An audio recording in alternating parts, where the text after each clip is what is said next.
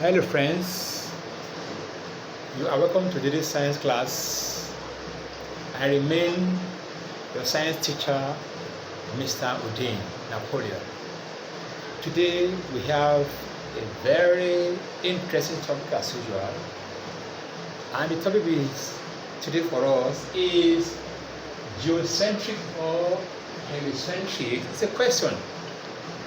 Remember, we are still dealing with the solar system. Some schools of thought believe that geocentric theory is the order of the day, while the other school of thought says no, that they rather believe the heliocentric theory. What then do we mean by these two types of theories that I discuss? Follow me into this detailed discussion about these two theories. First, let's look at the first one, geocentric. Geo as in geology, geography. That word geo means earth. In other words, the proponents or those who believe in geocentric actually believe that the earth is the center of the solar system. That is, they believe that the sun, the moons, and other planets revolve around the earth. How do you say about that? Ridiculous, it looks funny. That is their belief. And why do they believe in such a theory?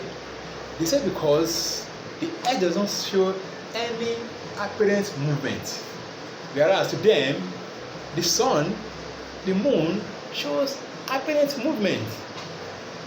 They propose that when they are going, they see the moon following them wherever they go to, likewise the sun. Therefore, they believe that the earth must be the center of the solar system. Are they correct? Time will tell. Among such people that believe such theory are the Romans. Remember, the Romans are actually very intelligent people and very, very wise. They believe in a theory that the earth is the center of the solar system because of the aforementioned reasons. Well, remember that in those days, we are referring to as far back as the year in the 1500s. Yes, people believe that the earth is actually the center of the solar system. Then there are no microscope, no instrument to actually view the stars and see if they are correct or wrong. That is their own theory. What they believe, that Earth is the center of the solar system. But are they actually correct? Based on today's facts, based on today's instrument we have to view the sky, the astronauts visit to the sky, to the atmosphere, to the moon, to that planet, right? Astronomers visits, geological discoveries. Can we actually believe that the Earth is the center of the solar system? The answer is of course no, based on the following facts. Well, I will say the ancient Rome and Greeks actually believed that. Why? Because they have no instrument to view the sky as well as ascertain whether their theory was right or wrong. Now, we shall look at the next theory now, which is the heliocentric. The proponent of this theory was named Nicolaus Copernicus. This man was a famous scientist, born in Poland in 19 February the year 1473. That's a long time ago, centuries ago. This man actually brought out the fact that no, the sun actually is the center of the solar system. The earth, the moons, the planets revolve around the sun in their specific order. Yes, he was able to convince the whole world that the sun is the center of the solar system. And to prove that, he wrote a book. That book is entitled The Revolutions of the Celestial Spheres, or that are called the Revolutionis Oblivios Celestium. That's in Greek or Latin form. Revolution of the celestial bodies. In that book, he explained in detail that the sun actually is the center of the solar system. The other planets revolve around the sun. So that is the reason he gave for his explanation. We actually came to believe what he said today. You can see this diagram here. I said it's that the Earth, the sun rather, is the center here, and other planetary bodies, the Earth, Jupiter, Mars, Venus, Mercury, Uranus, Neptune, all revolve around the sun. Here we get our solar system from the word solar, sun-oriented solar system. So not Earth system. So that word alone should convince us that the sun actually is the center of the solar system and not the Earth. Because other planetary bodies, the Earth, the Venus, Mercury, Mars, Jupiter, Saturn, Neptune, Uranus, in no particular order, they all revolve around the sun. So that's why we are so convinced that yes, the Earth, rather the sun rather, is the center of the solar system.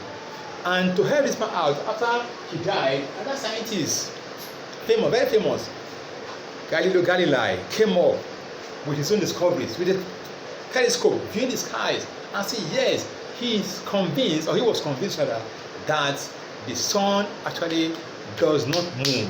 The sun is motionless. The sun is the center of the solar system. Other planetary bodies, including our own Earth, revolve around the sun. Yes, so that is one very good reason today why we so much believe, based on the works of the scientists, Nicolaus Copernicus, Galileo Galilei, and other famous scientists. They did extensive research and came up with the idea that the sun is actually the center of the solar system, and that is basis of our own belief down to the very moment. Yes, Galileo Galilei was actually made a very self-sacrificing research that caused his death. In those days, the Roman Catholic did not believe in heliocentric. Before I forget, heliocentric means helio is the sun, meaning sun is the center, heliocentric. Back in those days, the Roman Catholic believed in geocentric, meaning that the earth to them is the center of the solar system. So having seen Galileo Galilei came up with the assertion, after proving it right, that the sun is the center of the solar system, they actually go against him. He was arrested and put under house arrest. There he was until his death. Yes, he died for the truth. He died so that all of us today in this century, we know the truth about the solar system. So anytime we are reciting the solar system today, with the planet of the solar system, we should give credit to Nicolaus Copernicus and who? And Galileo Galilei. These famous scientists actually use their life to ensure that we in this generation know the truth about the solar system. Now look at this song that reminds us by the order of the form, the order of the solar system. Shall we go now? Nearest to the sun is Mercury, followed by the Venus, Earth and Mars, Jupiter and Saturn. There are 8 planets, Uranus and Neptune. There are 8 planets. Nearest to the sun is Mercury, followed by the Venus, Earth and Mars, Jupiter and Saturn. There are 8 planets, Uranus and Neptune. There are 8 planets. So 8 planets make up the solar system.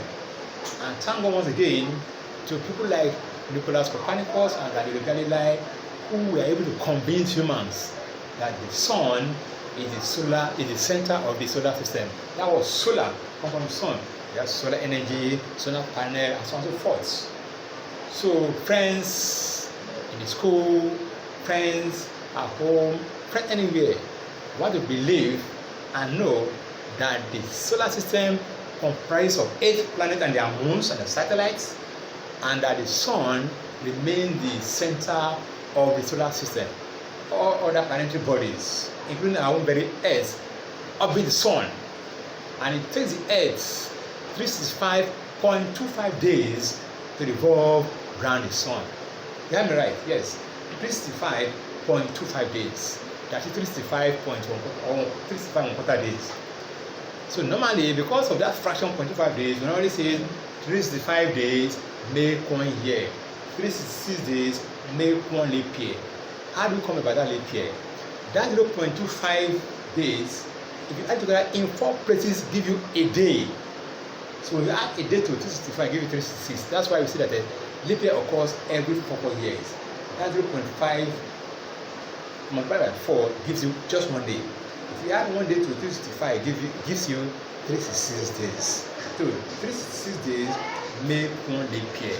So we want to give credit to our geologists, our scientists, our astronomers, our astronauts who have made effort to ensure that we get these facts based on their research.